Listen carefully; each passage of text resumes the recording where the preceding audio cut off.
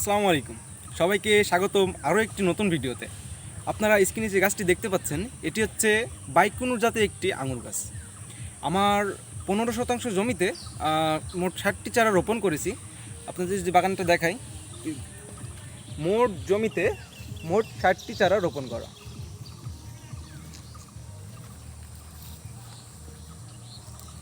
যেহেতু আমি বাণিজ্যিকভাবে এই আঙুর চারা রোপণ করেছি, অধিকাংশ বাইকুনু, একেলো এবং ডিকসন আছে, আপনার আরও অন্যান্য কিছু জাত আছে, মার্সেল ফোর্স, যেগুলা শখের পাশে কয়েকটি গাছ রেখেছি। তাছাড়া অধিকাংশ গাছ বাইকুনু এবং একেলো।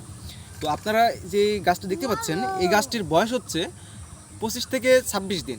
তো 25 থেকে 26 দিনে গাছটির যদি গ্রোথ আপনাদেরকে দেখাই, মাশাল্লাহ গ্রোথ অনেক অনেক অনেক সুন্দর, যেটাতে আমি অনেক খুশি। 25-26 দিনে এত সুন্দর গাছে গ্রোথ দিছে। তো গ্রোথ দেওয়ার পিছনে সঠিক ট্রিটমেন্টের প্রয়োজন। তো আমি কি কি ওষুধ ব্যবহার করি এবং কি কি গাছে দেই পোকার জন্য বা মাকড়সার জন্য, যে আমার গাছে কোনো স্পট পাবেন না। আমি পাতা সবসময় সতেজ রাখার চেষ্টা করি। আপনারা দেখতেই পাচ্ছেন হয়তো।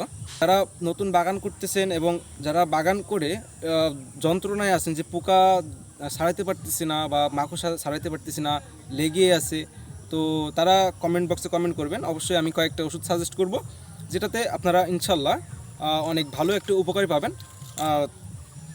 গাছ সতেজ রাখার জন্য। তো ভিডিওটা এই পর্যন্তই। সবাই চ্যানেলটি লাইক, কমেন্ট, সাবস্ক্রাইব করবেন এবং পাশে থাকবেন। পরবর্তীতে ভিডিও দিলে অবশ্যই আপনারা সর্বপ্রথম পেয়ে যাবেন।